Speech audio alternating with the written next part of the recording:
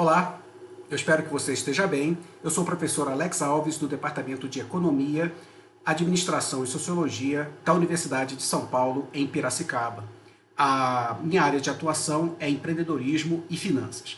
E o tema da videoaula de hoje é valuation. Valuation é uma técnica que engloba um conjunto, um corpo de conhecimentos que são utilizados na determinação do valor de um ativo econômico. Um ativo econômico é aquele que tem a capacidade de, por meio da sua dinâmica operacional, gerar riqueza para todos aqueles que contribuíram para o negócio, né? Em particular, os sócios.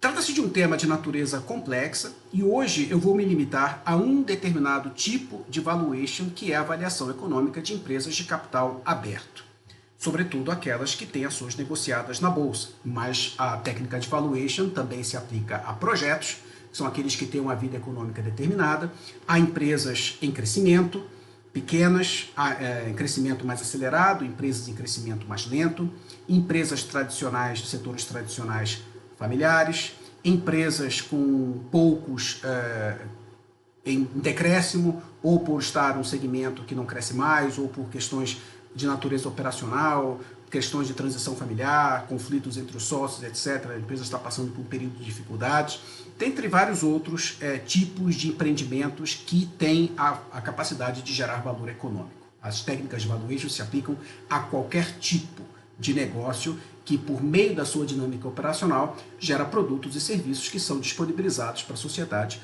por meio de um preço. Então, como a título de disclaimer, né, eu comento inicialmente que eu escolhi essa empresa por ela ser de capital aberto, atuar no setor tradicional, portanto, informações sobre o seu modelo de negócio, sobre a sua estratégia, os seus demonstrativos financeiros estão disponíveis gratuitamente na internet, por meio do próprio site da empresa, que é na sua área de relações com investidores, também por outros serviços, como o site do professor Alexandre Assaf Neto, professor da Universidade de São Paulo, da Faculdade de Economia e Administração de Ribeirão Preto, mas também outros serviços, como o professor da Modaran, da Universidade de Nova York, né, que tem o seu site que divulga dados setorizados, né, dados agregados, e algumas outras, como a própria B3, a Bolsa de Valores, e o Yahoo Finanças. Os demonstrativos financeiros da empresa, especificamente, eu obtive no site do professor Alexandre Assaf Neto. Todas as fórmulas e expressões são as expressões comumente utilizadas em exercícios de determinação de valor, que estão disponíveis na literatura especializada. Eu acrescento aqui que eu não estou comprado nem vendido em ações dessa empresa, não tenho interesse em comprar ações da empresa no curto ou no médio prazo. O propósito desse exercício é meramente acadêmico, tem o objetivo de apresentar o conjunto de técnicas que são chamados normalmente nesse tipo de análise como análise fundamentalista. Então nós vamos adentrar nos fundamentos econômico-financeiros da empresa e a partir dali entender quais são os seus direcionadores de valor, para a partir daí iniciar o processo de determinação do valor intrínseco, valor econômico desse negócio. Muito bem, pessoal. Continuando aqui, de onde vem, né, o que nós aprendemos aqui. Eu trabalho na área há bastante tempo, nessa área de tecnologia, inovação e avaliação econômico-financeira de empresas. Obviamente, a gente conta com o suporte da literatura especializada, temos aqui alguns, né, dos principais livros que tratam do tema, todos esses quatro disponíveis na língua portuguesa. O primeiro é um livro geral, que trata desde o beabá de finanças, né, a parte contábil, a parte de análise de demonstrativos, até a determinação de valor. Ele termina o último capítulo com as técnicas de determinação de valor. Então é um livro mais geral. Os três livros seguintes tratam especificamente dos temas de valoração. O segundo e o quarto são livros de autores nacionais, que eu recomendo, são livros muito bons e focados na nossa realidade, trazem vários exemplos. E o livro terceiro é um livro tradicional do professor da Modaran, que eu até comentei com vocês que ele é citado, né? Eu cito ele como uma das fontes de acesso a dados. Ele também disponibiliza o site dele com várias informações sobre setores, enfim, informações econômico-financeiras das mais variadas naturezas. Qualquer um desses 4 livros é recomendável. O terceiro, do professor Damodaran, é um livro um pouco mais resumido. Se você for começar com o tema de valuation, eu recomendo o segundo livro, passa para o terceiro. E se você sentir necessidade de um conhecimento de base de contabilidade e finanças, eu recomendo o primeiro livro, que também introduz muito bem os fundamentos da análise econômico-financeira. O quarto livro ele é muito mais focado em projetos, que são ativos que têm uma vida econômica delimitada. E é um livro muito bom. Muito bem, pessoal. A nossa empresa, como eu comentei, é a Renner, setor de vestuário e acessórios. Empresa muito antiga, uma das mais antigas do país, ainda em atividade, uma empresa num setor tradicional, mas uma operação muito complexa. Ela movimenta uma cadeia sofisticada, complexa, uma cadeia de valor, né? Sofisticada e complexa. Hoje, são 4 empresas que formam o grupo, a Renner, a Realize, que é uma empresa de serviços financeiros, a Camicado, de artigos, né, para acessórios e artigos para casa, e a Yukon, que é focada na moda jovem. Aqui temos essas informações que foram retiradas do Google, né, essas informações que estão aqui no nosso lado esquerdo, né? O nome do CEO, o código aqui da ação é LREN3, né? 3 quer dizer que a ação ordinária ela está negociada no novo mercado da Bolsa de Valores. Então, nesse novo mercado, nós só temos empresas que emitem ações ordinárias e não ações preferenciais. Esse valor aqui, obviamente, esse valor da ação de R$ 42,60 de cada uma das ações ordinárias foi no momento que eu tirei esse retrato aqui. Obviamente, esse valor está oscilando. A pouca característica aqui da empresa, né, dos seus ativos e passivos totais, você vê uma relação entre capital de terceiros e capital próprio relativamente próxima, né? A estrutura de capital dela tem bastante capital próprio e também bastante capital de terceiro, sobretudo fornecedores, né, de contas a pagar. Obviamente ela é uma empresa comercial.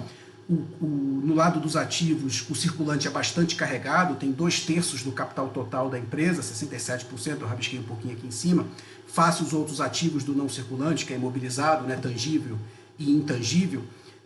Claro, uma empresa como essa carrega um ativo circulante muito alto por conta dos seus estoques, né? É uma empresa comercial, então ela tem uma cadeia de valor extremamente complexa, desde o momento que ela faz o pedido até o momento que a mercadoria chega, ela vai para os seus centros de distribuição espalhados no país, chega até o centro comercial onde essa mercadoria é vendida para o cliente, ainda fica lá exposta mais um tempo e o cliente adquire. Aí é o momento que ela deixa de ser um estoque, né? Então, o giro do estoque é nitidamente mais baixo do que em outros setores. A mercadoria fica bastante tempo presa no estoque da empresa até que ela finalmente é vendida, entregue ao cliente. Então, esse tipo de empreendimento de natureza comercial, ele carrega um ativo circulante muito maior do que em relação a outras empresas, por exemplo, com unidades fabris como a Ambev, né? Que é justamente o contrário, o não circulante acaba sendo maior do que o circulante. Dando continuidade aqui, um resumo, obviamente, né, não podemos entrar nos detalhes por conta do nosso tempo, a evolução das vendas, você vê aqui nos últimos 10 anos, ela passou de uma receita, aqui a receita está em bilhões de reais, né, bilhões de reais, de 2,4 bilhões de reais para quase 10 bilhões de reais. É um crescimento significativo, né,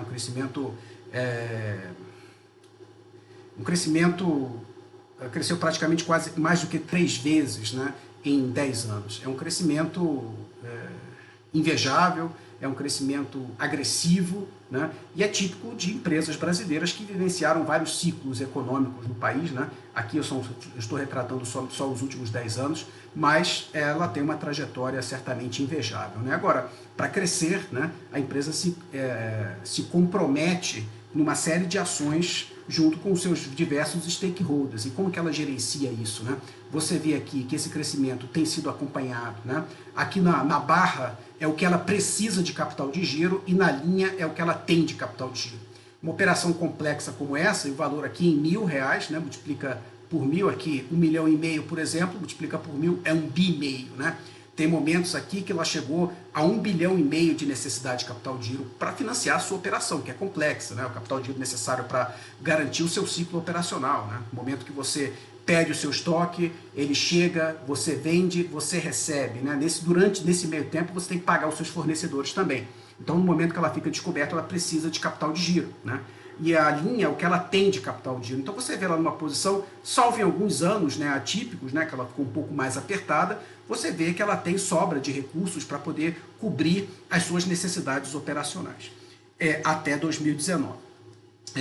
Aqui é a evolução do capital empregado, porque para você, observem que a escala, obviamente, né, aqui você tem 12 o máximo, aqui você tem 7 o máximo em bilhão, e aqui você tem 2,5 bi, né, que é o máximo, então atento por favor à escala. Você vê que para crescer você precisa investir, né? Então o capital empregado da empresa, de capital, tanto capital de terceiros quanto capital próprio, que é investido na estrutura operacional do negócio, tem que crescer para acompanhar esse crescimento, né?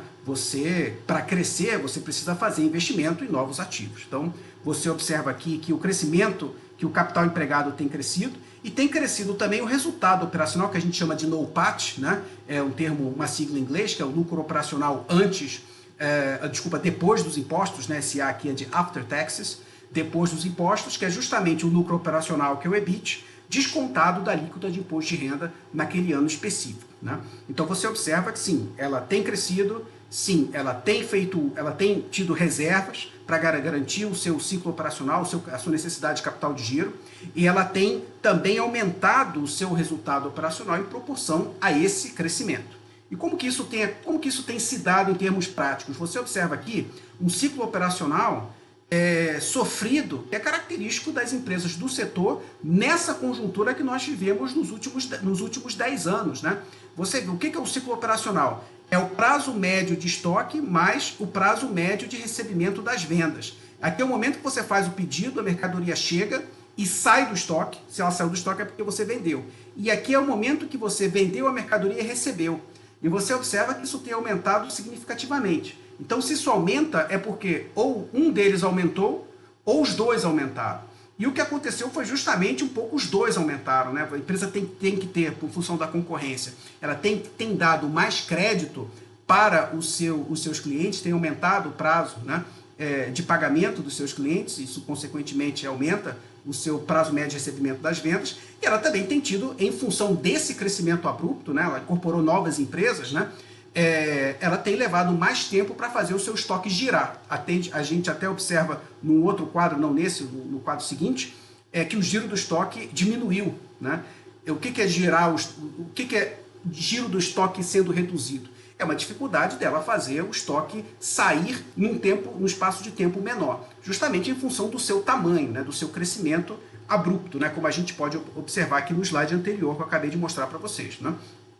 O ciclo financeiro, né, que a gente chama isso daqui de ciclo operacional. O ciclo financeiro, que é o seguinte, né, a linha seguinte, é o ciclo operacional menos o prazo médio de pagamento de fornecedores. Observe aqui que, fundamentalmente, o ciclo financeiro é quanto tempo que eu fico descoberto, tem um sinal de menos aqui, depois que eu pago os meus fornecedores. Então você observa que o ciclo financeiro tem aumentado significativamente, que pode ter acontecido aqui, ou o prazo médio de pagamento de fornecedores caiu, ou o ciclo operacional aumentou, ou ambos, né? E você viu aqui que o ciclo operacional aumentou significativamente. Observe aqui as margens, né, que é quanto você ganha, quanto que você gera de resultado, lucro, para cada R$1 que você vende. Aqui em relação ao lucro líquido, em relação ao lucro bruto e em relação ao lucro operacional. Observe assim, que a manutenção das margens, ela se manteve estável. Ou seja, eu vendo mais, mas continuo ganhando a mesma coisa para cada R$1 que eu vendo. Isso é melhor do que ter queda nas margens. Isso, obviamente, é melhor do que crescer as vendas e ver as margens reduzindo, porque os seus custos aumentaram mais do que as vendas. Não foi o caso aqui. Ela mantém uma estrutura de gestão das suas vendas muito eficiente, dos seus custos também, de toda a sua infraestrutura operacional, de modo que ela não, por meio do crescimento, ela não vem deteriorando as suas margens operacionais. Inclusive, em 2020, foi mais ou menos aqui a margem líquida já cresceu, quer dizer, as margens em geral já cresceram. A margem bruta que é mais difícil de crescer porque ela é estrutural, né? Ela reflete a própria estrutura do negócio e ela diz respeito aos custos da operação do negócio, né? Então, negócio como comércio, para você ganhar mais, você tem que gastar mais. Isso é inevitável, né? Só se ela tivesse conseguido introduzir novos modelos de gestão altamente eficientes que gerassem, permitissem que aumentassem a distância entre as vendas e os custos, etc. Claro que ela implementa esses custos, faz esses investimentos, né? Mas assim, os ganhos são pequenos, né? São marginais, porque ela é uma empresa muito grande. Então, às vezes ela tem um ganho de 200 milhões, 150 milhões, que é traduzido aqui em frações decimais, porque ela é uma empresa que vende 10 milhões. Né? Então, assim, essa estrutura de gestão, certamente, ela é invejável e merece respeito. Ela tem conseguido, diante de um quadro, de uma conjuntura econômica extremamente desfavorável, ela tem conseguido manter as suas margens operacionais em patamares bem sólidos, né? Muito bem, aqui alguns outros indicadores, como rotatividade e giros, né? Como eu falei para vocês, você vê aqui, ó, aumentou o prazo médio de pagamento de fornecedores, ou seja, ela tem negociado com os fornecedores uma extensão de prazo em função das circunstâncias.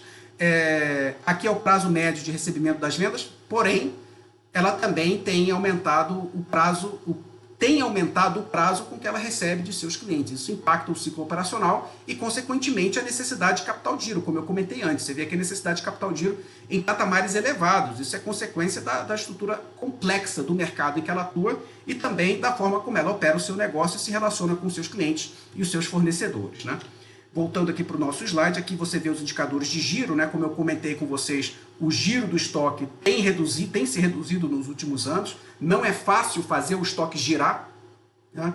Para cada R$1 que eu vendo, num negócio tão grande como esse, um negócio que fatura 10 bilhões por ano, a estrutura do ativo é complexa, né? Você vê que é difícil você conseguir tirar mais desses ativos com o tempo, né? Tem reduzido, mas reduzido pouco. Em 2019, que é esse ano aqui, reduziu um pouco mais em função da conjuntura, né? Isso eu estou colocando cenário pré-Covid, tá? Cenário pré-Covid aqui, em função da conjuntura econômica do país, que o país vive, porque as vendas elas têm crescido menos, que quer dizer girar menos o ativo, né? As vendas cresceram, só que o investimento no ativo, o capital empregado, cresceu também. E ele cresceu numa proporção um pouco maior do que as vendas, em função do tamanho da empresa, das suas aquisições, da sua estratégia de crescimento e também, obviamente, em função da conjuntura econômica que o país vive nesses últimos anos. Aqui uma comparação das ações, né, da empresa, da Renner, aqui Lojas Renner 3 SA, com o nosso índice da Bolsa de Valores, o índice da Bolsa de Valores de São Paulo. Obviamente, então, a barra ela representa o preço aqui do lado de cá do Bovespa e a linha representa o preço da ação da Renner. Então, do lado direito é o preço da ação do Bovespa nas barras e o lado esquerdo a evolução dos preços da ação da Renner. Isso nominal, sem descontar a inflação. Você observa aqui um quadro interessante, pelo menos até 2015, mais ou menos, desculpem a minha linha um pouco torta, mas você vê aqui que a Bovespa caindo, né, enquanto as ações da Renner aumentaram, né? Então, até esse período, ela estava bem, talvez um pouco mais para cá, ela estava bem descolada da Bolsa de Valores. Então, foi um período difícil, né? Um período que culminou no impeachment de Dilma no final, mas foram períodos muito difíceis para o país nesses anos anteriores, né? Sobretudo a partir de 2012. E você vê o preço das ações da Renner subindo, seguindo uma trajetória completamente diferente do resto do mercado, né? No entanto, essa trajetória mudou. Aqui tem algumas informações que você pode observar, obviamente, né? Quando ela comprou a Camicado, a criação da Yukon, algumas outras questões da economia que impactaram o Bovespa, né? Mas você vê que logo depois, a partir do momento que esse ciclo se inverte, a partir mais ou menos de outubro, né, final de 2015, início de 2016, com novos sinais para o mercado, né, você vê aqui as ações, o valor do índice da Bovespa, que agora se chama B3, subindo, né, e a Renner no mesmo patamar. É claro que se a economia estava ruim, a Renner cresceu, quando a economia vai bem, ou pelo menos há sinais de que a economia vai estar bem nos próximos anos, as ações da Renner vão subir mais ainda, né? Já que elas estavam completamente, ela continuava subindo numa trajetória de crescimento do preço das ações, a economia melhorou, a empresa melhora mais ainda, né? Como consequência. Você vê aqui uma queda generalizada nesse período, mas é mais o efeito Covid, né? Ela vem recuperando, mas obviamente não chegou ainda aos patamares de outra época, em que ela chegou a quase R$60, né, por ação. Muito bem, pessoal. Então, continuando aqui, eu resumi aqui alguns dos principais indicadores econômico-financeiros derivados dos demonstrativos. Isso aqui, na verdade, é uma tabela que reflete os gráficos que eu apresentei anteriormente. Os principais indicadores são indicadores de lucratividade, que diz respeito às margens, né? Os indicadores de rentabilidade. O que é margem? Margem é qualquer indicador que tenha receita de venda no denominador. Em relação à rentabilidade, a rentabilidade é qualquer indicador que tenha investimento no denominador. E endividamento. Endividamento e giro também, né? Como eu consigo fazer girar as minhas vendas, os meus estoques, e, enfim, dentre outros aspectos. Endividamento, você vê aqui, nesses últimos 4, né? A cobertura de juros, né? Ela tem... Cobertura de juros é quanto que eu gero a cada R$1 que eu gasto de juros com pagamento do serviço da dívida, quanto resultado operacional eu consigo gerar. Então aqui, ela consegue gerar 10 vezes, em 2011, 10 vezes o valor de cada R$1 de juros que ela paga. Ela consegue gerar 10 vezes em resultado operacional, né, resultado suficiente para cobrir cada R$1 de juros que ela paga. Então, quanto maior esse indicador, obviamente, melhor, né? Ela tem, obviamente, esse indicador, ele, em função das necessidades de financiamento da empresa, do custo do capital de terceiros, etc., essa relação muda, ela pode estar no período pagando mais ou menos juros, mas ele vem se mantendo em patamares. Ele teve uma certa queda nesse período aqui de 2013 até 2016, mas ela vem se recuperando, renegociando dívidas, alongando dívidas, amortizando dívidas, né? Fazendo mais uso de capital próprio, reservas e seu próprio caixa para poder financiar suas operações. Enfim. Aliás, desculpe, esses aqui são indicadores de liquidez. Nós temos aqui alguns indicadores de dívida, que são esses 3 primeiros aqui, desculpa, não os 3 últimos, né? Você vê que ela mantém um patamar aqui de dívida sobre ativo, ou seja, quanto do meu ativo está sendo financiado por dívida. Estruturalmente baixo para o setor, né? Era mais alinhada ao setor nos últimos anos, mas ela vem reduzindo a participação, o financiamento de capital de terceiros na sua estrutura de capital. É possível que por razões estratégicas, mas também tem a questão da própria redução dos juros, né? Mas aqui ela tem feito menos uso de capital de terceiros para financiar o seu crescimento, né? Menos uso de capital de terceiros em relação a outras fontes, né? Faltou aqui mencionar também os indicadores de liquidez, né? Você pode aqui se divertir com esse quadro que apresenta o resumo, né, da evolução dos principais indicadores financeiros, econômico-financeiros da empresa nos últimos 10 anos. Muito bem, pessoal. Agora, para poder determinar valor, nós temos que entrar num outro aspecto, né? Já temos uma ideia da evolução do quadro econômico-financeiro da empresa, mas para determinar valor nós também precisamos determinar o custo de capital. Quanto custam as fontes de capital que são utilizadas para financiar os ativos, né, o capital empregado nesse negócio?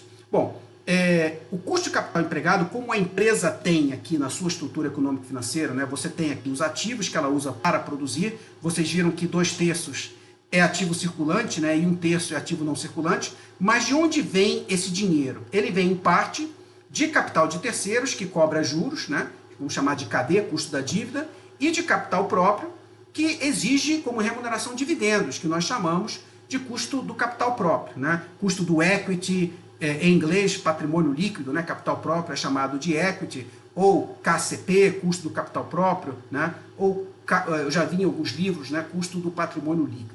Muito bem, como a empresa usa valores diferentes para esses valores, para esses custos, por exemplo, ela pode usar 25% do capital dela, capital de terceiros, obviamente 75% de capital próprio. Esse capital, vamos supor, tem um custo de 8% ao ano, e esse daqui ele exige uma remuneração de 11% ao ano, por exemplo.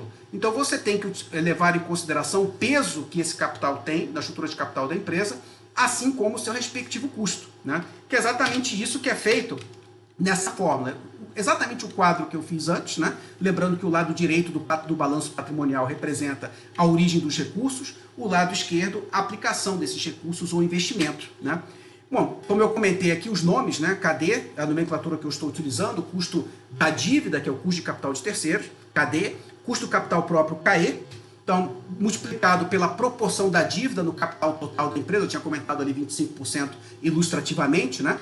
Aqui, menos benefícios fiscais que são oriundos da dívida, porque ao usar dívida, você gera encargos financeiros. E os encargos financeiros reduzem o resultado da empresa, principalmente empresas que são tributadas por meio do regime de lucro real, né? Então, você tem as despesas financeiras que são os juros, né, decorrentes do uso de capital de terceiros, e esses juros, eles reduzem o lucro líquido da empresa, né? Seria o contrário se você tivesse se financiado com capital próprio, você não teria esse benefício fiscal. Então, nesse caso, isso abate o seu custo da dívida, por isso que nós temos aqui esse sinal de menos antes de dos benefícios fiscais oriundos da dívida. Aqui no outro lado, nós fazemos a mesma coisa, multiplicamos o custo do capital próprio pela proporção do patrimônio líquido no capital da empresa, no caso ali usamos ilustrativamente 75%, né? E nós somamos essas duas bases, né, a de cima com a de baixo, e essa soma desses dois componentes nos dá o que nós chamamos de custo do capital, né? O AC é uma sigla em inglês que significa custo médio ponderado do capital. Esse custo é utilizado para descontar, né, os fluxos de caixa que nós temos que estimar para essa empresa. Muito bem, agora falando dessa questão de estrutura de capital, o que nós tínhamos em vigor em 2019, que você viu aqui, aproximadamente 26%, né? O que quer dizer isso? Voltando um pouco aqui nos nossos slides, né? Você tem aqui uma média dos últimos 5 anos, de 32 até 14, de 26%, que foi o que eu utilizei ali, né? No entanto, nós temos aqui um problema, né, que é um problema conceitual. Lembrando que aqui nós temos que utilizar também a dívida onerosa, que é só a parte da dívida que paga juros para os bancos. As dívidas que representam obrigações com fornecedores, com empresário, né, com fornecedores, com empregados e com o governo, né, que estão ali no passivo circulante, esses não são onerosos, então eles não entram nessa conta porque eles não têm esse encargo financeiro, é só uma troca, né? Então, essas são as duas fontes que exigem uma remuneração para aportar recursos no seu negócio. O patrimônio líquido exige dividendos e a dívida onerosa exige juros, né? No quadro que nós temos aqui, 26% do capital da empresa era financiado com dívida onerosa e 74% financiado com patrimônio líquido. A questão é que essa consideração se baseia no valor contábil.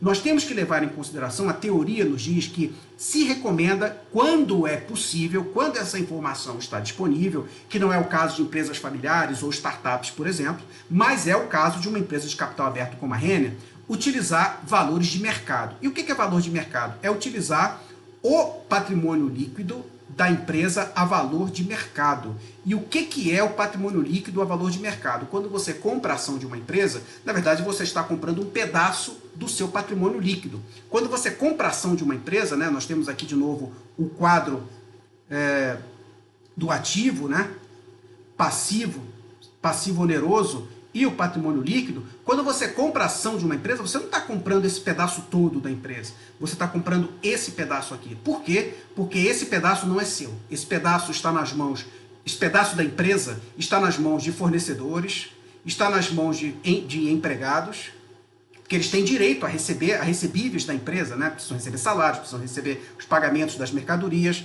do governo, que recebe pelos impostos, né? E dos bancos, que recebem os juros. Então, quando você compra a ação da empresa, você está comprando esse pedaço aqui, que é o patrimônio líquido.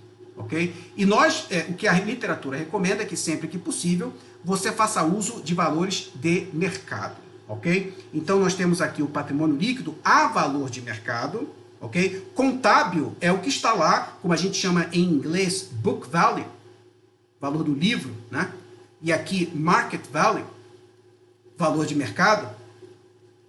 O market value ou valor de mercado é nada mais, nada menos do que o preço das ações multiplicado pela quantidade de ações que a empresa tem em circulação. Então, na época que eu fiz, quando eu fiz essa avaliação, o valor de mercado da empresa, a ação estava um pouco mais alta, em 31 de dezembro de 2019, estava em 44 bilhões. Mas não mudou tanto em termos percentuais hoje. Caiu, porque as ações caíram, mas não muda tanto em termos percentuais de modo a alterar o valor do negócio, ok? Claro que no momento que você estiver fazendo, aqui nós estamos no dia 4 de março de 2021, quando você estiver fazendo, se você estiver vendo esse slide novamente de uns anos para cá, e essa estrutura a valor de mercado pode mudar em função das oscilações dos preços das ações, né? Então você deve modificar essa estrutura, ok? Claro, se essa informação não estiver disponível pela empresa ser de capital fechado, né? De capital, desculpa, aberto, você vai ter que se utilizar de outros mecanismos para poder estimar, sobretudo com base no valor contábil ou no valor de mercado de empresas comparáveis, se você tiver acesso a essas informações. Nesse momento aqui, nós temos acesso às informações da evolução dos preços das ações da empresa e nós utilizamos essa estrutura. Então, nós fizemos aqui uma avaliação com base numa estrutura de capital, né, financiando os ativos da empresa de 4% de dívida onerosa, né, e de 96% de capital próprio. Começamos por aqui. Agora nós temos que estimar o custo da dívida e temos que estimar o custo do capital próprio. Nós temos várias formas de fazer isso, né? Você pode pegar valor de mercado aplicados a empresas de porte similar analisada. Então, a renda, apesar da sua estrutura e do segmento que ela atua, ela não é tão diferente de outras empresas na hora de buscar recursos. As fontes são praticamente as mesmas, são os bancos que estão aí disponíveis no mercado, tanto nacional quanto internacional, para emprestar dinheiro a empresas desse porte. E no momento que eu fiz essa avaliação, a taxa estava mais, em média, naquela época, em 8,5% ao ano, ok? Antes do imposto de renda.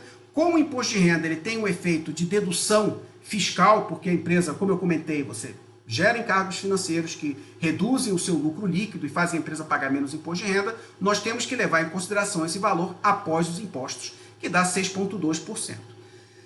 Ou então você pegar os valores dos últimos 5 anos.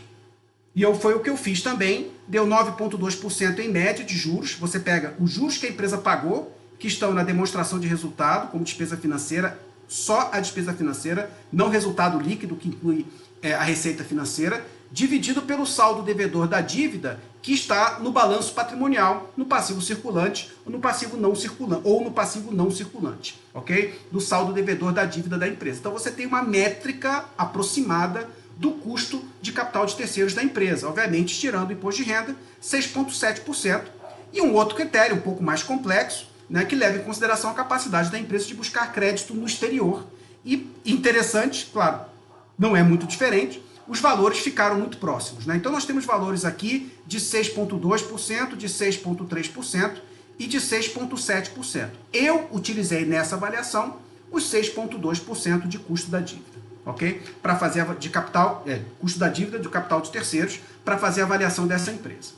Bom, agora falta o custo do capital próprio. Você tem que levar em consideração, isso eu estou resumindo, obviamente, uma teoria, e a teoria que eu estou utilizando aqui, a abordagem teórica que eu estou utilizando aqui, é a que o mercado normalmente usa, que é o modelo CAPM, quer dizer Capital Asset Pricing Model. É modelo de precificação de ativos com risco. Você leva em consideração nenhum ativo que tem ações transacionadas no mercado, vai trazer um retorno menor, ou deveria trazer, não é racional, vai trazer um retorno menor do que os ativos livres de risco, como títulos públicos, né? Tanto que você vê aqui nos slides anteriores, né, teve um período em que os juros estavam extremamente altos na nossa economia, né, um pouco mais para cá, estavam extremamente altos na economia, a atratividade das bolsas de valores se reduziu consideravelmente em relação a títulos públicos, porque quem em sã consciência vai aplicar recursos em empresas de capital aberto altamente arriscadas, né, ao invés de investir, de comprar títulos públicos que davam uma remuneração maior com risco infinitamente menor. Claro que tem empresas ali que tinham um retorno econômico superior aos títulos públicos, mas não era o caso do mercado como um todo, né? Agora essa situação se inverteu consideravelmente, né? Agora no momento, na data em que eu estou falando para vocês, obviamente, né?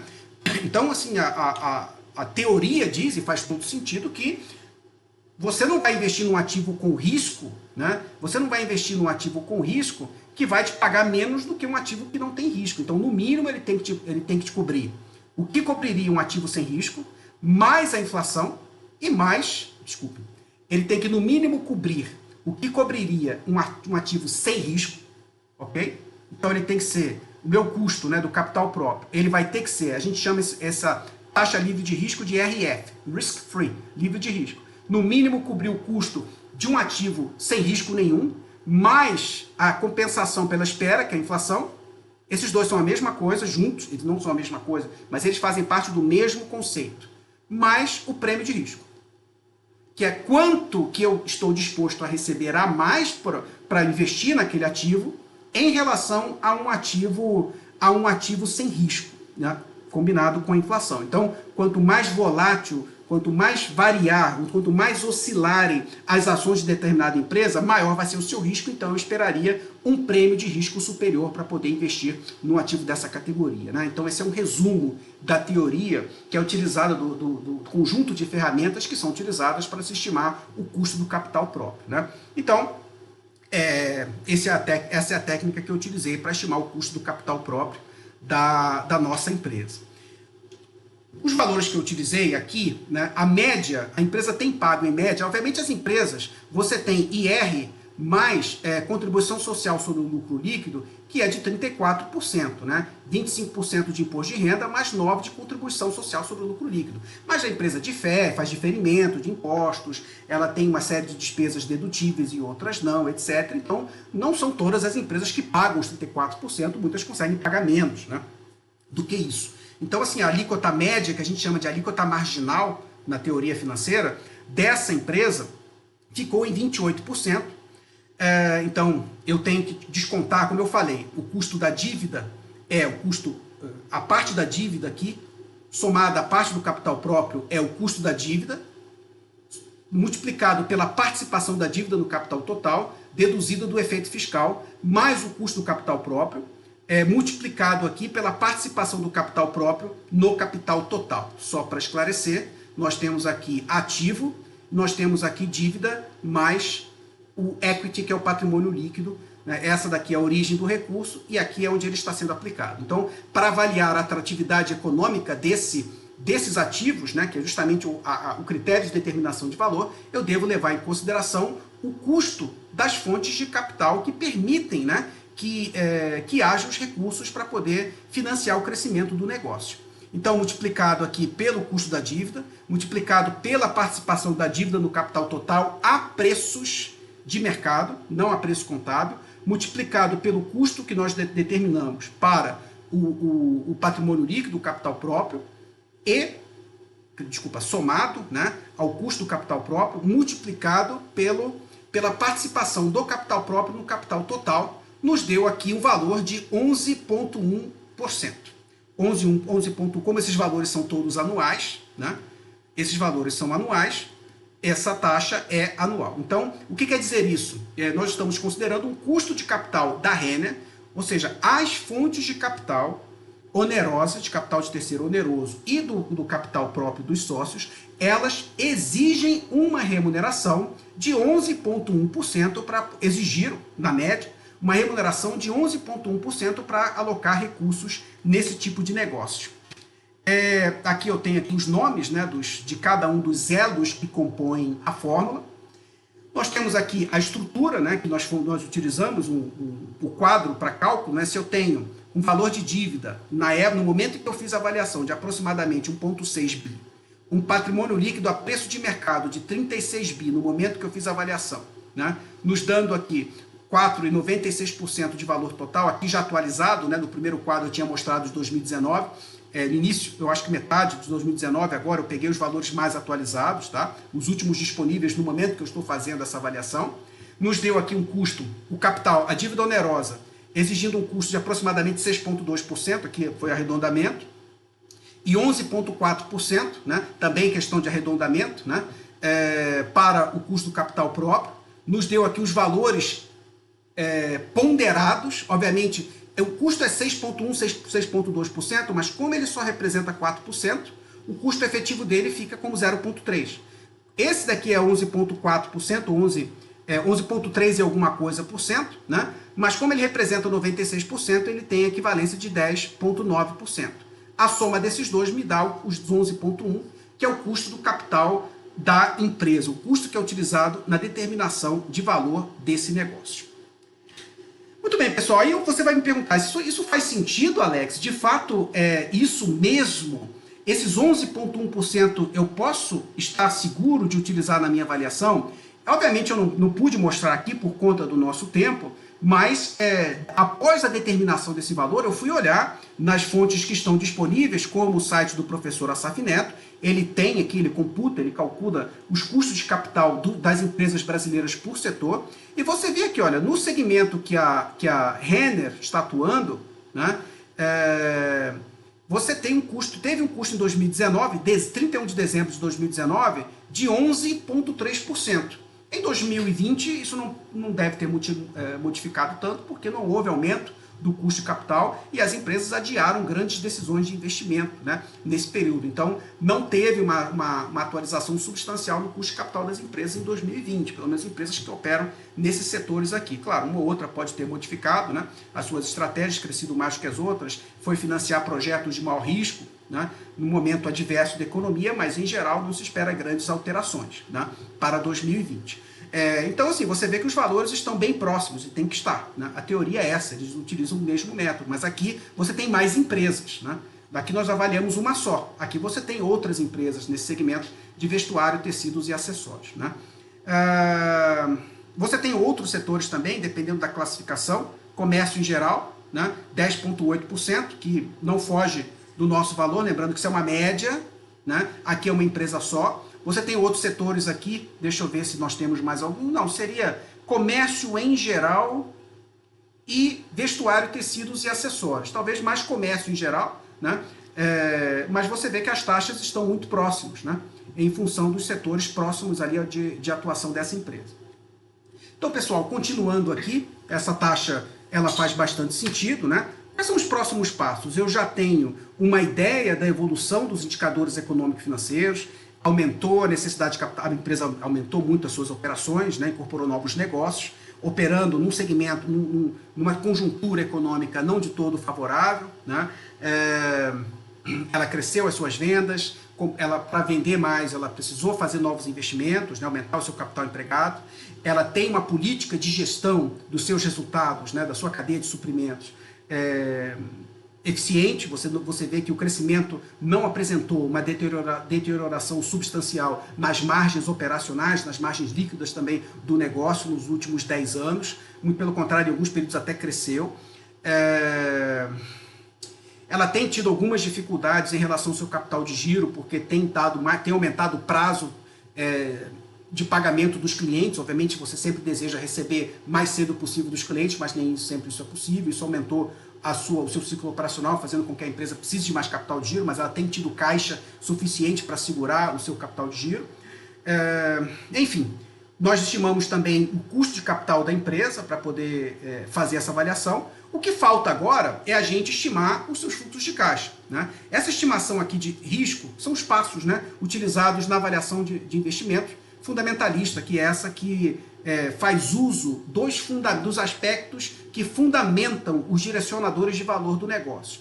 Então, nós estimamos os fluxos de caixa, nós estimamos o risco junto aqui com a taxa de desconto, porque essa taxa de desconto ela é ajustada ao risco, esse critério, né, CAPM, que culmina na determinação do custo de capital, que é o WACC, ele leva em consideração o fato de que essa taxa de desconto ela é ajustada ao risco. Isso se dá por meio de um indicador que se chama beta, né? Obviamente, em função do nosso tempo, como eu coloquei antes, a gente não consegue discorrer sobre todos os determinantes da taxa de desconto, né, aqui nessa apresentação, mas essa taxa ela é ajustada ao risco. Então, o passo mais importante agora é estimar os fluxos de caixa nos próximos anos, né, porque nós vimos o passado, ela chegou até aqui.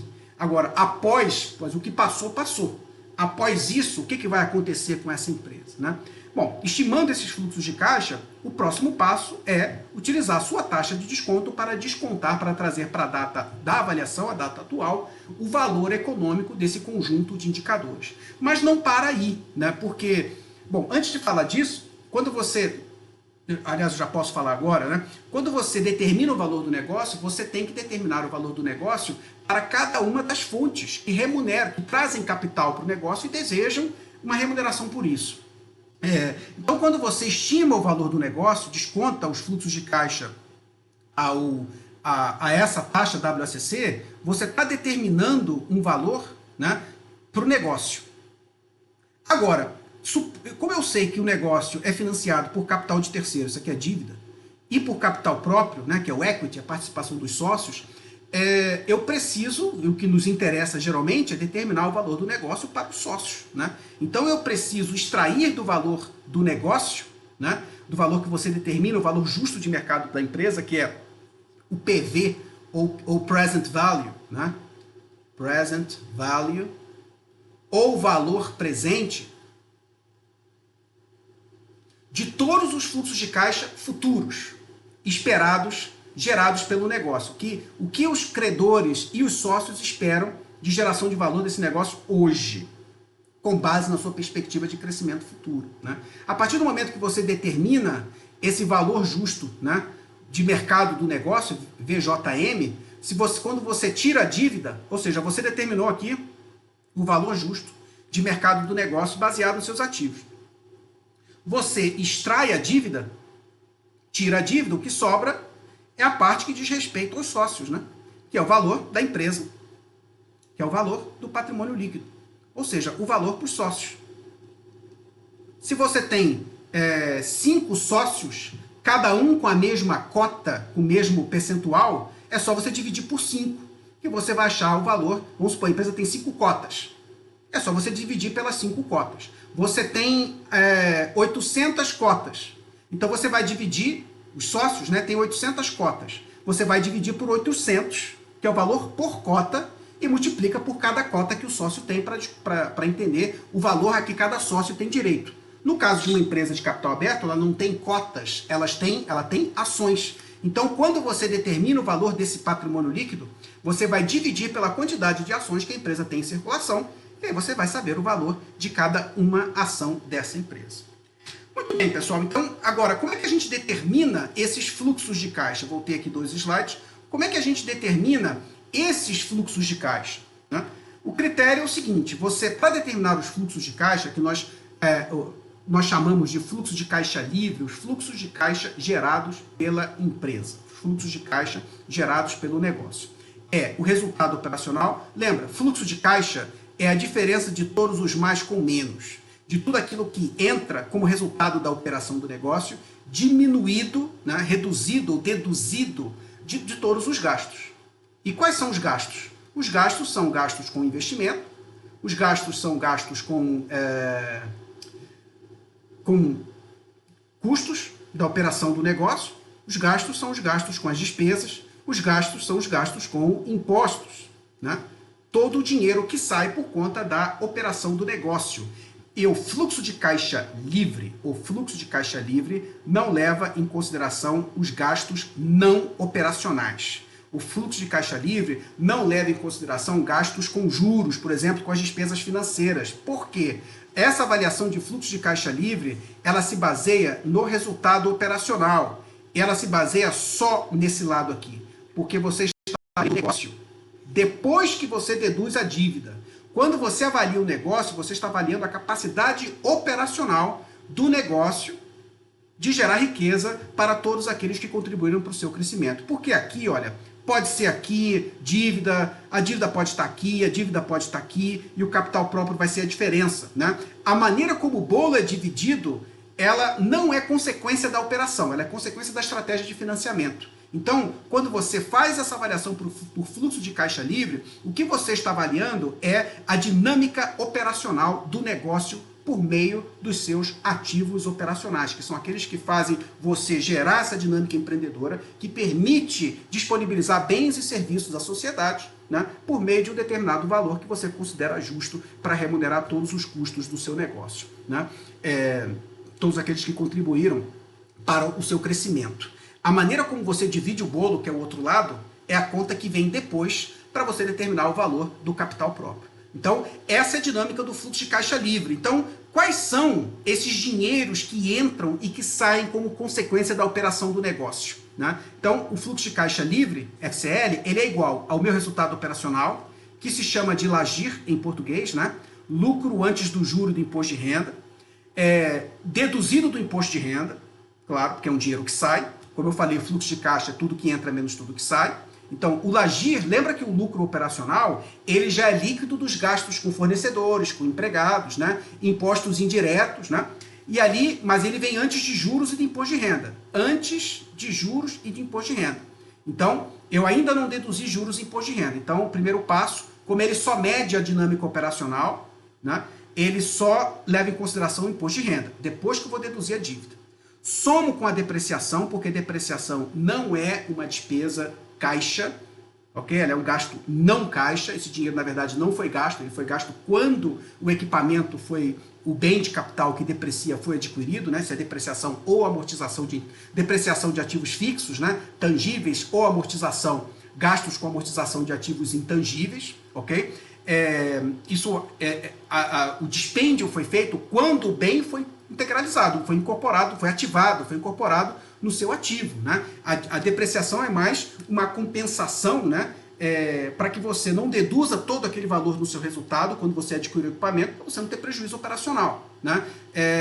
Então ele permite que você deduza o valor do bem, ok? Durante o período que ele contribui para o negócio. Então, se ele dura 5 anos, sob a ótica do fisco, o fisco permite que você deduza o valor dele anualmente durante 5 anos como depreciação. Isso tem uma vantagem porque, como ela é uma despesa, apesar de eu não ter feito o gasto naquele ano, eu fiz no momento que naquele ano da DRE, do resultado, né? Eu fiz no momento que eu comprei o equipamento, que eu integralizei ele no ativo. Ela, para empresas tributadas com lucro real, ele permite que você tenha um benefício fiscal, né? Porque ela reduz o seu resultado, ela reduz o seu lucro e aquele dinheiro não saiu do caixa. Então, por isso, você deve trazer a depreciação de volta, porque era uma despesa não caixa. Menos investimentos, porque você fez gastos com investimentos, menos a variação do meu capital de giro. Por quê? Eu preciso fazer aqui, levar em consideração a minha necessidade de capital de giro, tá? Sem caixa, sem levar em consideração caixa. Por quê? Porque nesse EBIT aqui, nesse resultado operacional, nesse LAGIR, eu tenho o problema do regime de competência. Você tem 2 regimes, né? Competência versus caixa, ok? Então, você tem aqui a DRE, de onde vem o EBIT ou LAGIR, a demonstração de resultado do exercício, ela opera em regime de competência. A transação, ela é contabilizada no momento que ela ocorre, não necessariamente no momento que você recebe ou que você paga, né? Então, aqui nesse EBIT, tem parte das vendas que eu ainda não recebi, mas também tem custos que eu ainda não paguei. Esse ajuste por capital de giro deve ser feito aqui, ok? E aí, com base nisso, você tem o valor do seu fluxo de caixa livre. Agora, antes de eu falar desse slide, a gente tem um problema aqui. Qual que é o tempo da avaliação? Você tem empreendimentos, né, que tem uma estrutura mais complexa. Você tem outros empreendimentos que têm uma estrutura mais simples. Mas os ativos que formam esse empreendimento, eles vão durar quanto? Quando você avalia um projeto, ele tem uma vida econômica delimitada, mas qualquer que seja o negócio, mesmo que seus ativos vão durar 3, 4, 5 anos, você vai renová-los depois e a empresa vai continuar. Então, a duração de uma empresa é indefinida. Então, geralmente, nessa avaliação, você traça um período de 3 a 10 anos, que a gente chama de horizonte explícito. Vamos colocar aqui, supor 5 anos, tá? 5 anos. Então, eu vou estimar os fluxos de caixa da empresa nesses 5 anos, cada um fluxo de caixa, ok? Depois de 5 anos, eu considero um chamado valor terminal. O valor terminal que vai ser no ano 6, ok? Em diante, esse valor terminal pode crescer com crescimento ou sem crescimento. Então, a empresa geralmente pode ter até 3 estágios. A empresa é geralmente avaliada em 2 estágios. Um estágio explícito, em que eu determino e caracterizo os fundamentos econômico-financeiros da empresa nos próximos 5 anos, e um período implícito, né, por meio da determinação de um valor terminal, que é e todos eles descontados a respectiva taxa de desconto. Então, aqui nessa fórmula, né, para quem não está familiarizado com essa notação representa um tempo específico, a soma do tempo, né, a soma dos fluxos de caixa, desculpem, a soma dos fluxos de caixa no tempo que você levou em consideração como avaliação implícita. No meu caso aqui, eu estou utilizando 5 anos. Então, eu vou utilizar os 5 primeiros fluxos de caixa anuais nessa fórmula e descontar cada um deles pela minha fórmula do WACC de 11,1%. Depois eu vou somar com essa fórmula, que obviamente os detalhes a gente não vai explicar aqui, mas por conta do tempo, você vai levar um tempo considerável para entender a dinâmica dessa fórmula, mas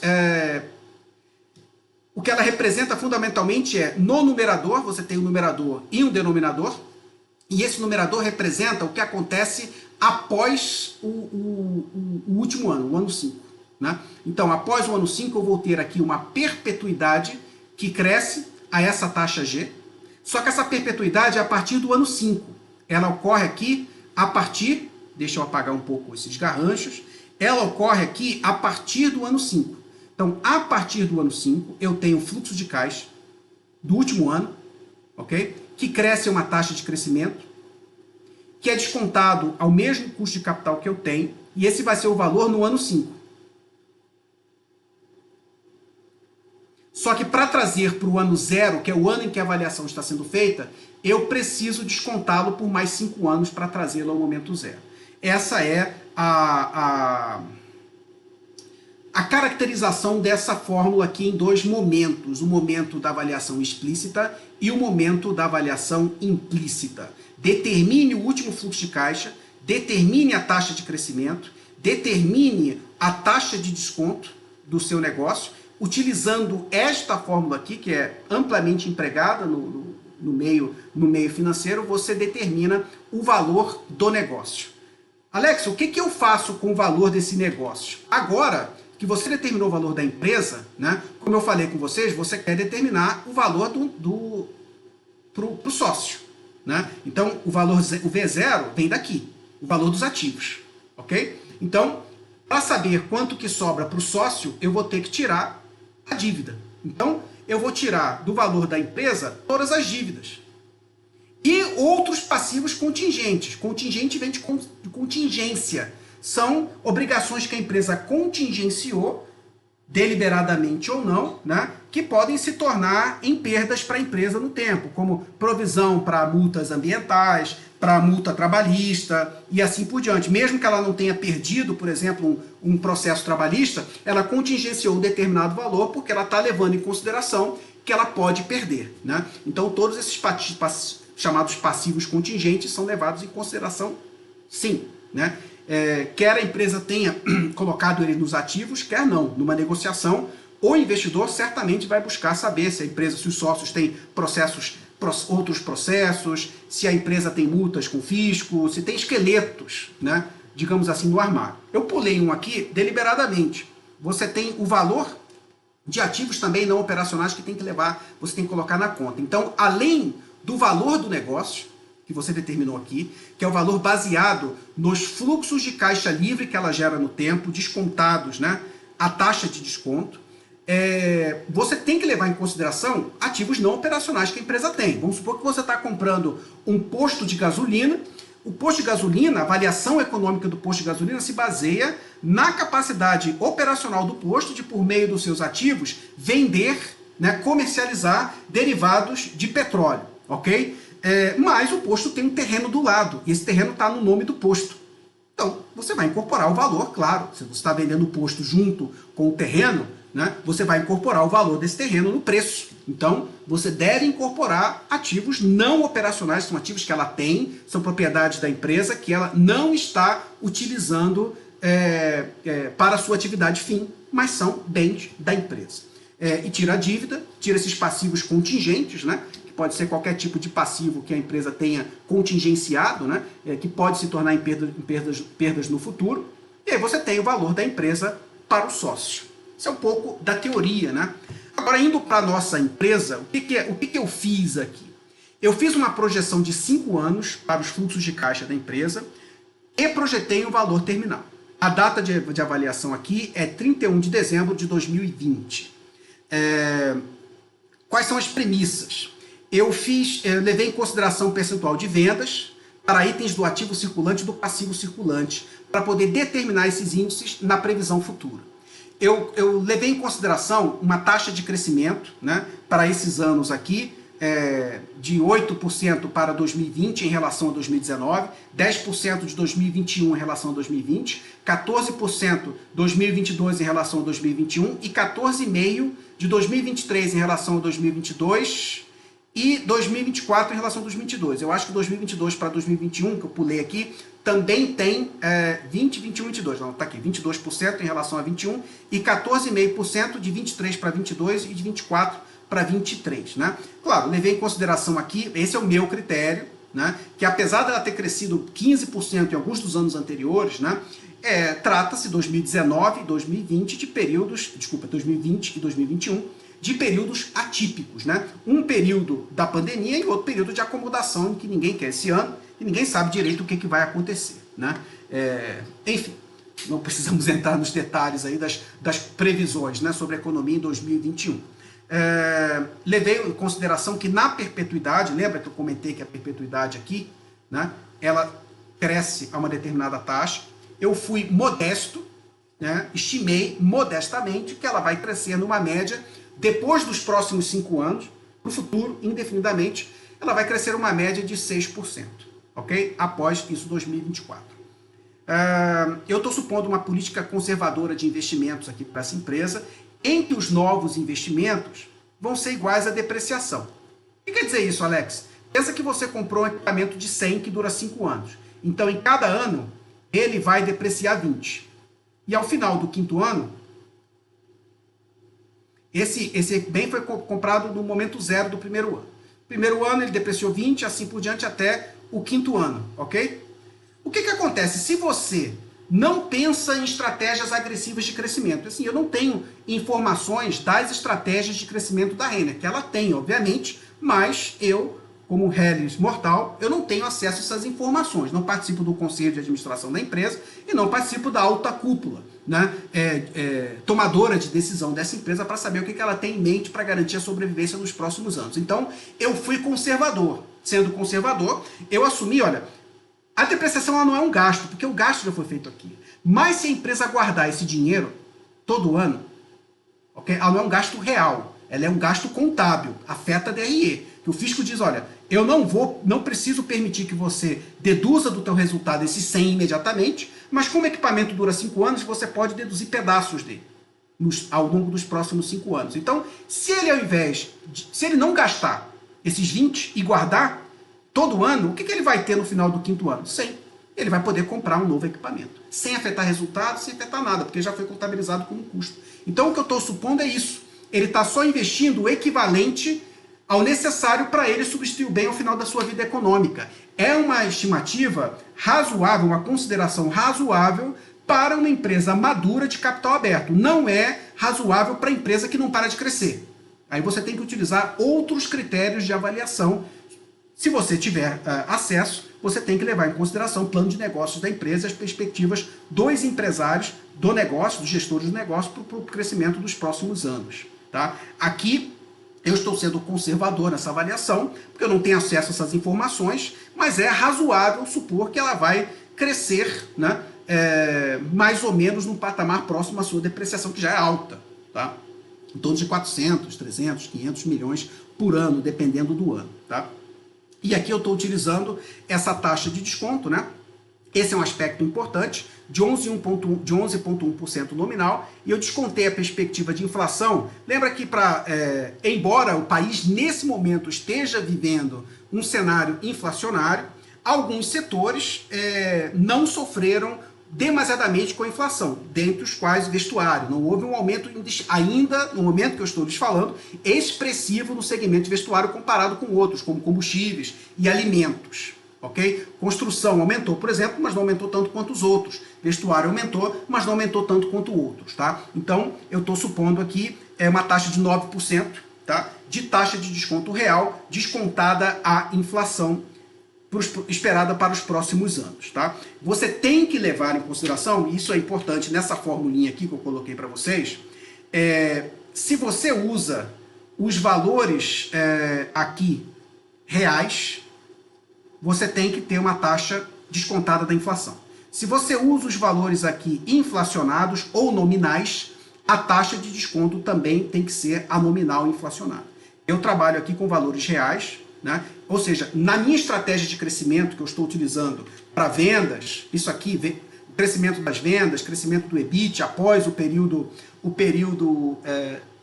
da avaliação explícita, eu não estou considerando a inflação aqui. Tá? Eu estou levando em consideração aqui o crescimento das vendas e do EBIT como consequência da dinâmica do negócio. Tá? Se eu colocar a inflação aqui, em cada um desses anos futuros, aí eu teria que estimar a inflação para esses anos, aí eu utilizaria o AC nominal.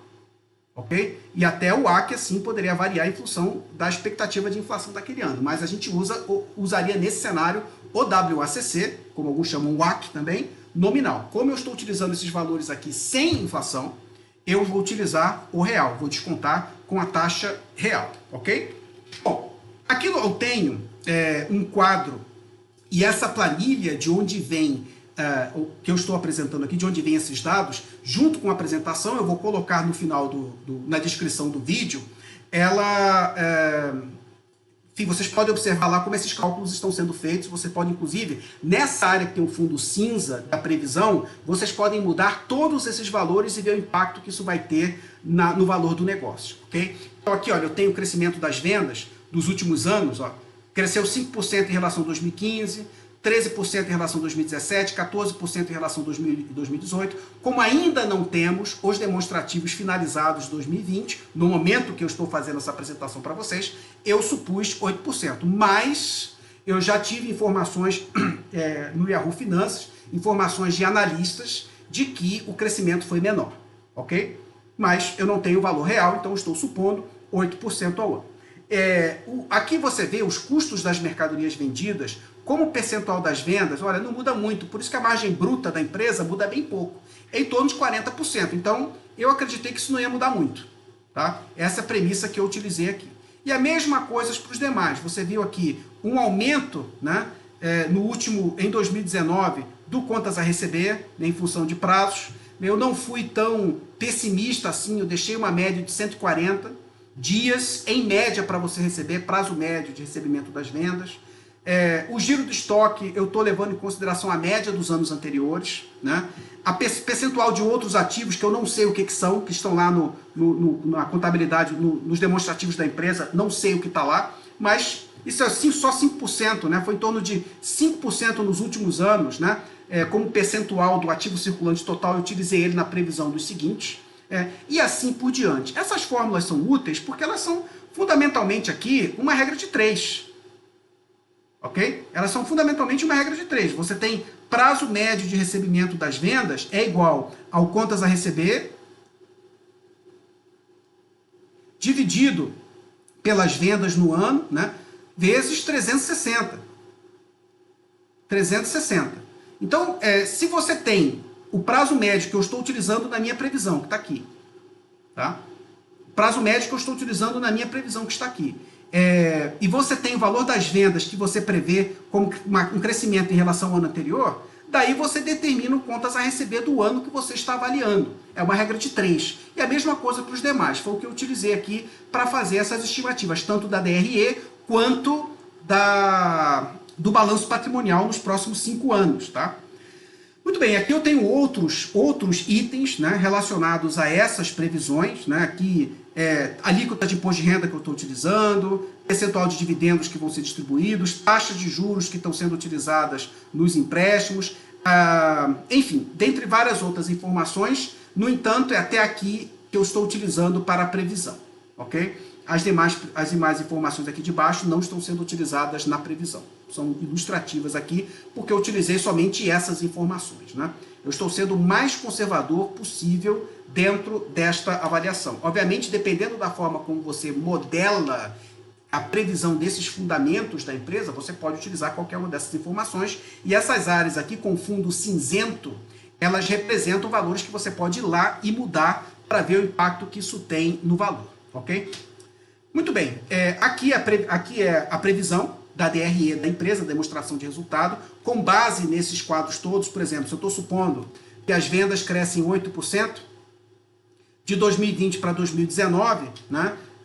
Então, na DRE aqui, a venda vai crescer 8% em relação a 2019. Já se sabe que vai ficar em 9 bi e pouco. Não chega a esses 10,3, mas não está tão longe, ok? E assim por diante para os demais anos. Você vê que os itens cinzentos que estão com fundo cinza, eles representam valores que resultam das nossas previsões. Os outros são só fórmulas da DRE. Por exemplo, o lucro bruto, que está aqui, é a venda líquida menos o custo, né?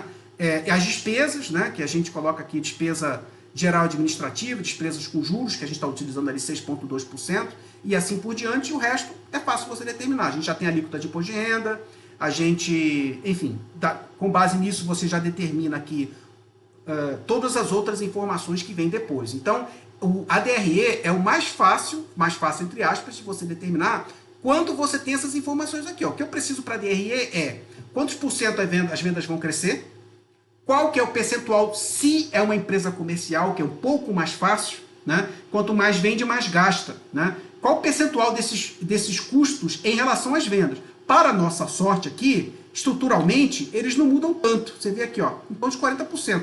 Então, é natural você prever que nos próximos anos também não deve mudar tanto, né? Eu previ aqui um pouco menor, porque ela está baixando a sua operação, ficou 2019, 2020 com muitas lojas fechadas, os custos devem ter diminuído, né?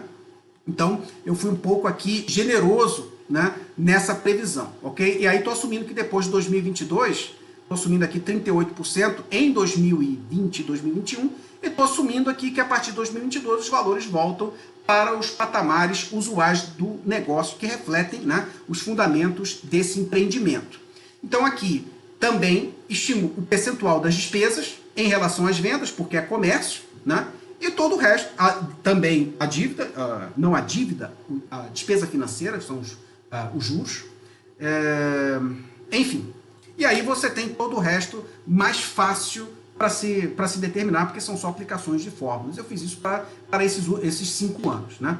Aqui o balanço patrimonial dá um pouco mais de trabalho, né? Aqui contas a receber, estoques e outros ativos circulantes eu previ da forma como eu comentei com vocês. Empréstimo bancário, ele está assumindo, nós podemos olhar aqui no nosso quadro, o critério para dívida.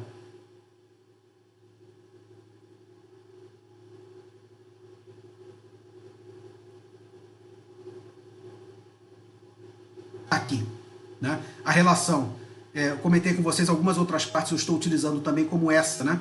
A relação da dívida onerosa de curto prazo em relação ao capital total. Você vê aqui que nos últimos anos, olha, ele manteve uma média de 8, 9%, né? Nos últimos 3 anos ou 4 anos. Então eu estou utilizando 8% mais ou menos. Aliás, não, aqui eu estou utilizando como em 2019. Eu estou supondo que ela vai ter a mesma, como ela tem reduzido o seu uso de capital de terceiros, não está eliminando, porque não é possível, né, eliminar essa fonte de capital. Eu não fiz a média, né? Eu usei o último ano porque ela tem diminuído, né? Então foi isso que eu fiz aqui. Então a dívida aqui ela vem como um percentual que está aqui no balanço patrimonial, né? Tanto a dívida de curto prazo quanto a de longo prazo, como percentuais da dívida do crescimento dos ativos, ok? Claro, se você tiver acesso à estrutura de financiamento, aos contratos da empresa, você vai colocar os valores que estão lá. Se não, você não tiver acesso às informações, você tem que estimar, ok? Que é o que a gente faz aqui. Muito bem. Então, com base nessas previsões todas, em todos esses indicadores, os detalhes desses indicadores você pode olhar na planilha, né, que eu disponibilizo para vocês no meu site. Novamente, eu vou colocar detalhes para acesso completamente gratuito na descrição do vídeo, ok? Você pode observar todos os detalhes pertinentes aqui a essas previsões. E agora a gente finalmente, depois de todo esse tempo, né, ao valor da ação. Eu estou chegando aqui um valor, vamos de trás para frente, um valor de 38,61 por ação. 38,61 no momento que eu cheguei a esse valor, que foi dia 4 de março de 2021, a ação estava 40,45, portanto, muito próximo. Como é que eu cheguei a esse valor? Primeiro passo é estimar os fluxos de caixa.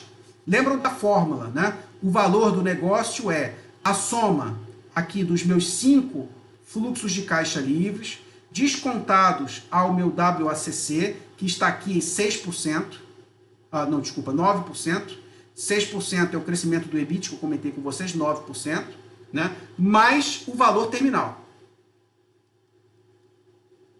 Tem várias formas de você determinar o valor presente do valor terminal, que é o valor terminal após o ano 5, né? No ano 6, dividido, descontado 5 anos, para eu poder trazer ele para o momento da avaliação, que é o momento 0. No caso, 31 de dezembro de 2020. Ok? Bom, então, o que eu faço? Nós estimamos os 5 fluxos de caixa que estão aqui. Como eu comentei, a fórmula para estimar fluxo de caixa é EBIT menos imposto de renda, né, que nos dá o EBIT, todo o dinheiro que entra e sai, como resultado da operação. EBIT menos imposto de renda, deixa eu apagar um pouquinho para você visualizar melhor. EBIT menos imposto de renda, somado à depreciação, as despesas de depreciação previstas no período, menos o investimento que eu estou supondo como depreciação. E aqui, como eu não tenho acesso ao cronograma de investimento, à estrutura de CAPEX, de ativos da empresa, eu utilizei uma média dos anos anteriores. Nós temos ali naquela lista, né, das premissas que foram utilizadas nessa avaliação, menos a variação da necessidade de capital de giro, ok? Menos a variação da necessidade de capital de giro. Você vê que tem um pulinho aqui, ó, da linha 9 e da linha 11, que é justamente o detalhamento dessa variação de necessidade de capital de giro, em que você pode ver como que eu fiz essa conta, levando em consideração a evolução do capital de giro no lado do ativo e do lado do passivo circulante, ok? Que é o ativo circulante cíclico sem caixa, contas a receber, estoques, menos o passivo circulante cíclico sem a dívida, que é contas a pagar, fundamentalmente contas a pagar, né, e outras obrigações de curto prazo, ok? Um menos o outro, e aí eu levo em consideração, porque o ativo circulante ele é um estoque de capital, ele está circulando o negócio. O que eu levo em consideração é só a variação de um ano para o outro, que é quanto que eu preciso de investimento em caixa para poder fazer frente à minha necessidade de capital de giro. Tá ok? Então, fizemos aqui essa avaliação, né? Aqui, olha, ocorre essa queda brusca porque é um aumento substancial, como eu estou supondo que em 2022 ela retoma o seu crescimento, né? A gente supõe que há uma necessidade de capital de giro maior para o negócio. Tá? Havendo essa necessidade de capital de giro maior para o negócio, o fluxo de caixa, porque é dinheiro que eu tenho que investir, ok? O fluxo de caixa dela diminui, mas ele vai se recuperando, né, conforme a empresa vai crescendo e gerando mais caixa para financiar suas operações. Então, o valor presente desses 5 anos que eu estou prevendo, na verdade é dos 4 anos seguintes, que é dezembro de 2020, né? É dos 4 anos seguintes mais o valor presente de 2020, né? Então o valor presente desses 5 fluxos de caixa está em quase 5 bilhões e meio, com os critérios que eu identifiquei. Como eu comentei que o valor do negócio é o valor explícito mais o implícito, e o implícito é o valor terminal, né? Que ocorre em 2024, eu coloquei aqui 4 possíveis critérios, né, para determinação desse valor terminal. Então nós temos aqui um primeiro critério, que é o critério daquela fórmula que eu comentei com vocês na apresentação aqui, do critério do valor do negócio, sob a ótica dos ativos operacionais, né? Essa fórmula toda, ok? Na verdade, não essa fórmula toda, é essa fórmula aqui. depois que ele calcula o valor presente. Essa é uma das fórmulas que é a fórmula mais... Ok? Então, aqui eu determino o valor terminal sobre essa ótica, né? Sobre aquela fórmula, então daria 41,2 bilhões. Isso no ano 6, em 2024. Um outro critério é utilizar múltiplo, né? E os múltiplos são uma técnica extremamente utilizada em valuation quando você não tem acesso a informações detalhadas da empresa. Então, geralmente você utiliza múltiplos quando você não tem detalhes do comportamento econômico e financeiro da empresa, mas você tem acesso a informações de empresas comparáveis. Então, empresas comparáveis, eu busquei, por isso que eu comentei com vocês que eu também utilizei a base do professor Damodaran. Ele diz que para empresas do setor da Renner, ou seja, empresas que têm a estrutura operacional parecida com a Renner, estrutura de ativos, modelos de negócio parecidos com a Renner. É aquele produto que ao invés de comprar na Renner, você compraria em outro lugar. Para mercados emergentes, é de 23,24 vezes o quê? Esse múltiplo específico aqui, que é valor da empresa, que a gente chama de Enterprise Value, o valor de mercado, dividido pelo EBIT menos o IR, ok? E aí ele disse que dá o Damodaran disse que dá 23,84.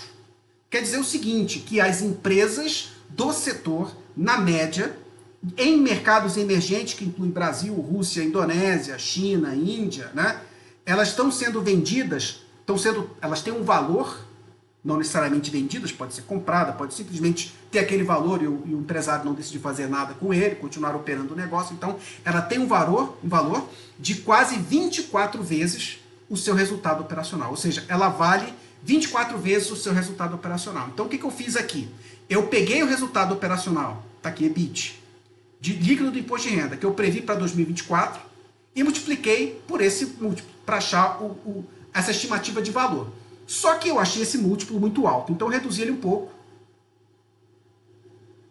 arbitrariamente, para 22, porque eu achei que ali tem muitas outras empresas de países diferentes, com estruturas de negócio diferentes, com perfil de renda, mesmo sendo mercados emergentes, com perfil de renda diferentes e por aí vai. Eu utilizei 22 e aí achei 46 bi. Então são critérios para determinação do valor terminal diferentes, ok?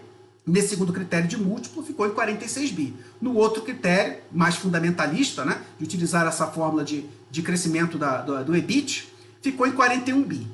Outro critério, menos você utiliza para empresas que não estão crescendo, né, é você pegar simplesmente o patrimônio líquido da empresa, né, que foi previsto lá para 2024, é só olhar lá nos demonstrativos, na previsão dos demonstrativos, um patrimônio líquido que ela tinha previsto em 2024 de 14 bi, ok? Contábil, ou qualquer valor que você quiser. Você vai ver que lá na planilha tem aqui uma opçãozinha que você coloca um número, e eu coloquei o número 1, né? Crescimento anual perpétuo, como o critério para achar o valor terminal a partir de 2024. O que quer dizer isso? O valor da empresa de 2024 em diante, em 2024, é 41 bi. Então, o valor do negócio, ele é a soma, né, como eu comentei, o V0, né, ele é a soma desse valor presente dos fluxos de caixa aqui, mais o valor presente desse valor terminal. Esse valor terminal aqui de 24 bi, ele está de 41 bi, ele está no numerador. Agora eu tenho que trazer ele para valor presente. E é justamente isso que eu faço aqui, ó. Desconto ele por o valor terminal de 41 bi, desconto por 1 mais os 9%, elevado a 5, para poder obter aqui o valor presente do valor terminal. Então, hoje, no momento zero, em 31 de dezembro de 2020, o valor terminal da empresa é de 26,8 bilhões. Somos com os 5,4 bi, que é o valor terminal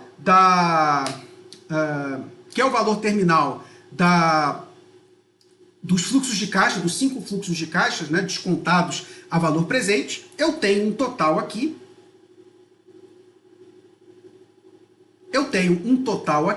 De 32 bilhões, ok? 32,2 bilhões, que é o valor estimado da empresa. Como eu comentei com vocês, retiro o valor da dívida, não tem acesso a passivos contingentes e por aí vai, não tem acesso ao valor de ativos não operacionais, Então, eu estimei um valor de 30,6 bi, ok? A empresa, segundo o site da B3, ela tem um valor, né? Ela tem 793 milhões de ações em circulação.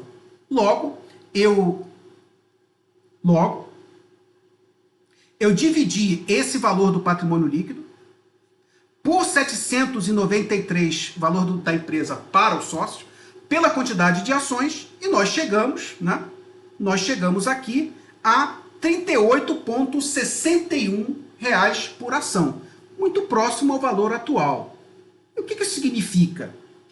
Vamos para o slide seguinte, né? Aqui eu comentei com vocês que ela tem 40,45 de valor. No dia anterior foi negociada a 39,33. Olha aqui que interessante, a capitalização de mercado dela.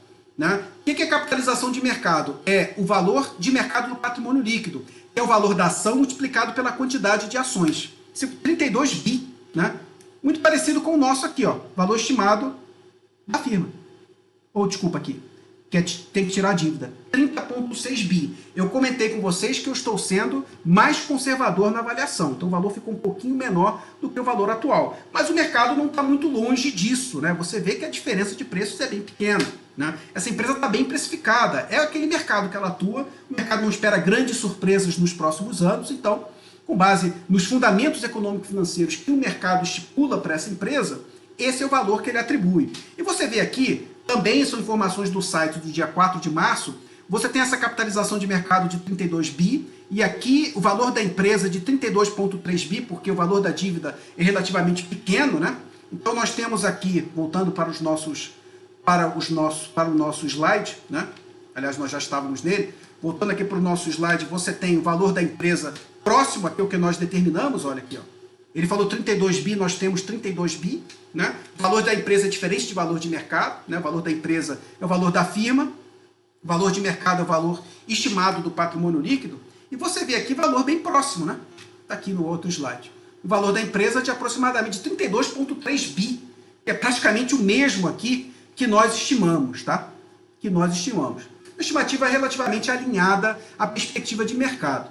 Temos algumas outras considerações. Você vê aqui que o preço de uma ação oscila bastante, né? Nós vimos naquele quadro anterior que o preço da ação da empresa oscilou muito nos últimos 10 anos, em função de várias circunstâncias, né? Você vê 31/12/2020, a ação da empresa estava negociada a R$ 43,54.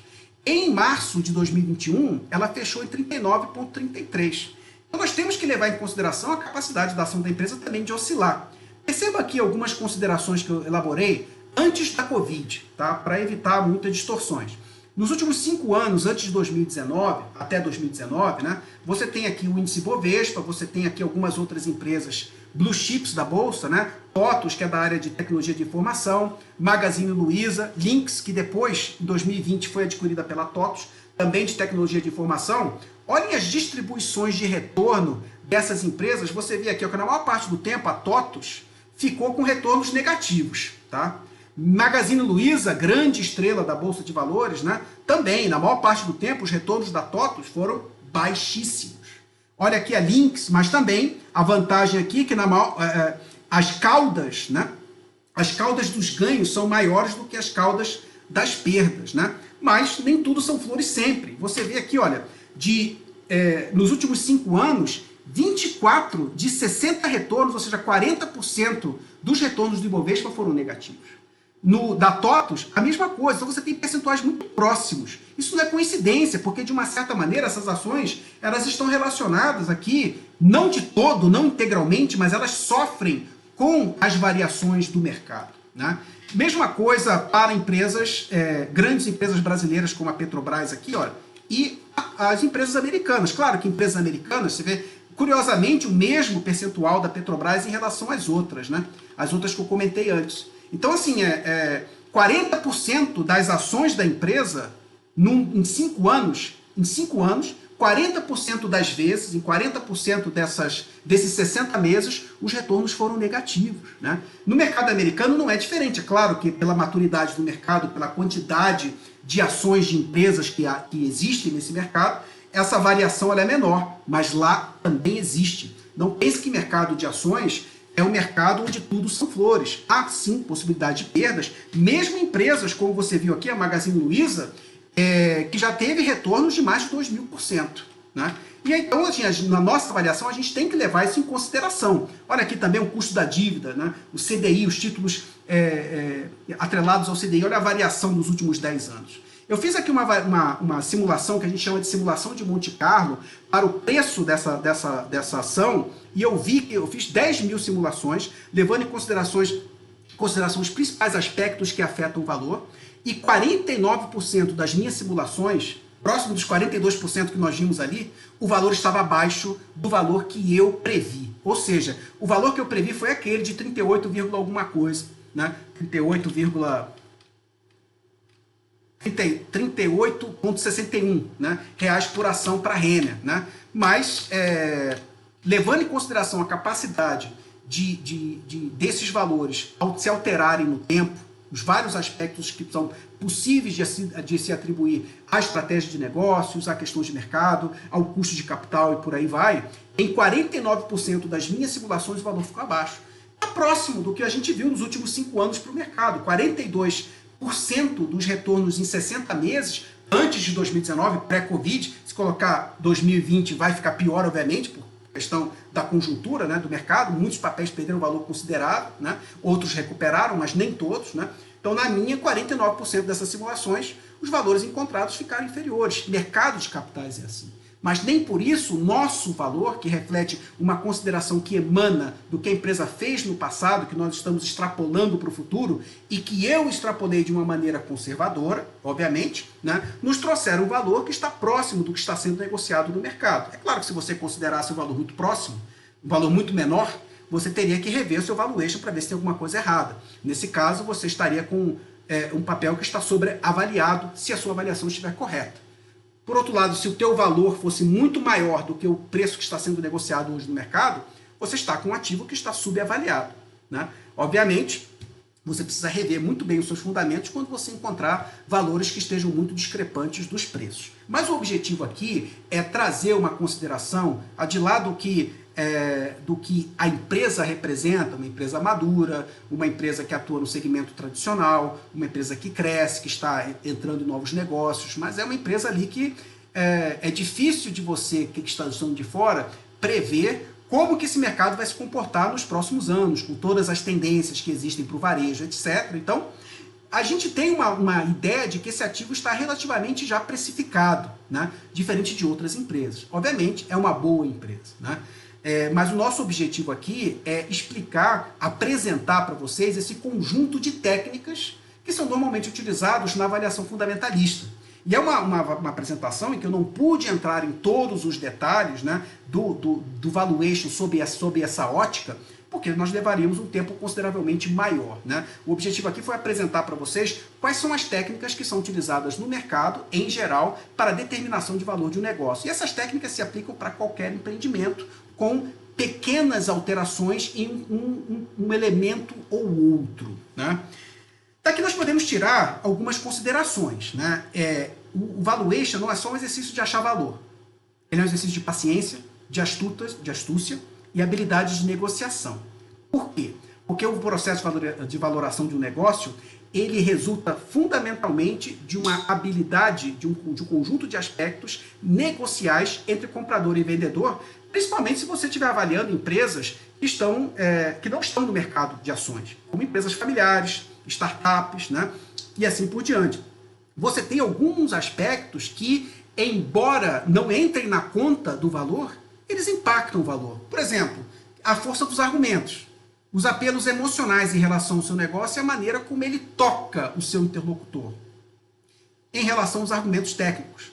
Obviamente, o valor de um negócio ele deve levar em consideração os dois. O dever de casa é bem feito.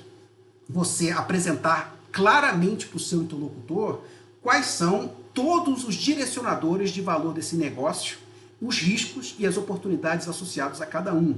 Maior ou menor senso de urgência. Você tem um negócio que está precisando muito de caixa, é como qualquer ativo. Se você está precisando de muita grana e vai vender seu carro e o seu interlocutor perceber isso, ele vai atribuir um desconto nessa valoração. Né?